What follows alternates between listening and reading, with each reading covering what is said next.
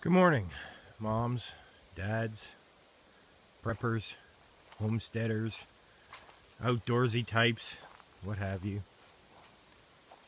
My name is, or is not, Davy Crockett. I figured that was a fairly suiting name for the topic we're going to get into, so we'll just call me Davy Crockett from here on out. I decided that it was about time to start a YouTube channel. We'll call it the Canadian Homestead Chronicles. And we will, for all intensive purposes, try to document the process of starting a homestead basically in the wilderness from about nothing. Now, I can't honestly say it's nothing because I did start last year, but it's close enough to nothing. If I would have had this idea last year, then I would have started last year. So, what we're going to do is basically focus on a variety of topics and discussions that are common to the homesteader and the prepper community.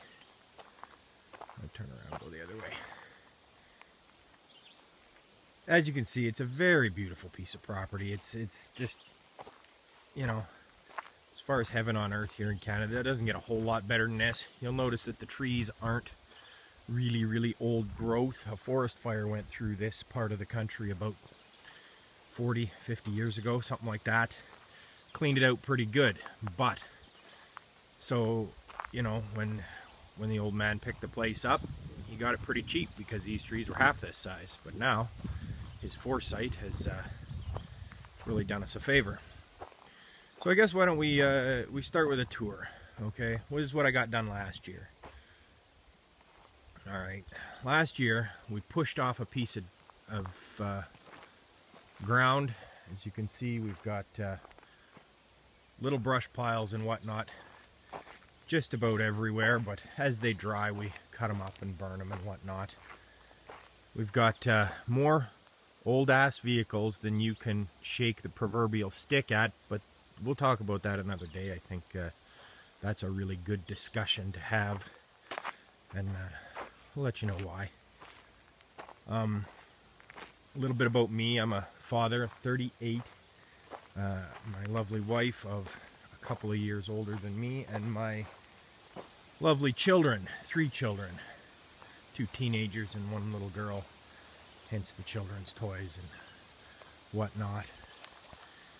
That's the shack that I scrapped together and really in record time. When we decided to take this project on, I had just recently been injured at work, and our finances had put us in a position where it was basically we had to leave our house.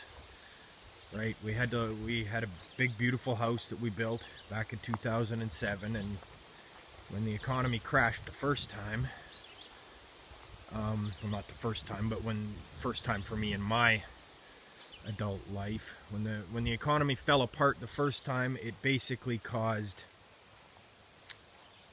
me to be out of work, and so we ended up taking a mortgage out on that house that we had built, and then everything kind of smartened up and we were good for a little while, and that's all fine and dandy. But then I got injured, so because I had a mortgage on the house, well, I had to pay it somehow, so we ended up putting a renter in the house, and in my injured state I scrapped together this cabin. As you can see, it's the furthest thing from finished, but basically we got it to a point where it would keep the rain off, and we moved into it, and we spent a year in there. Now we're living in another little place not far from here that's a little more comfortable while we put the finishing touches on this homestead and get it ready to live and take on our little dream of, you know, living in the wilderness, homestead, off-grid, the whole meal deal. So as you can see, there is some signs of life around here. We definitely like to enjoy the fires and, you know, and enjoy the outdoors and all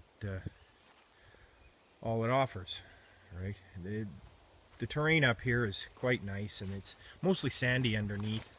So it's easy to work with the ground. Sorry about the finger there.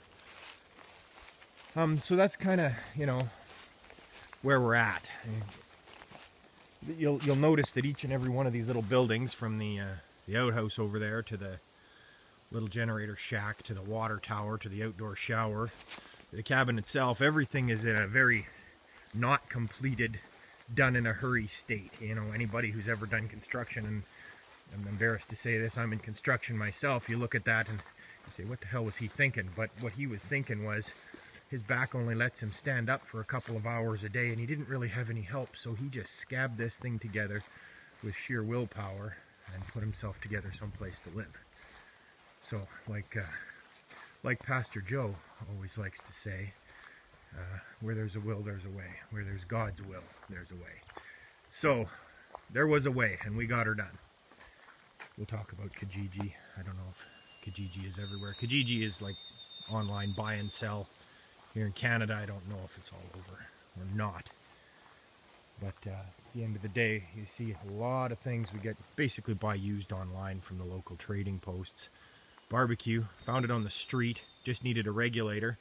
And as luck would have it, I always swipe the barbecues off the street. When they're sitting out there to go to the dump, I always take the barbecues, or at the very least take the regulators.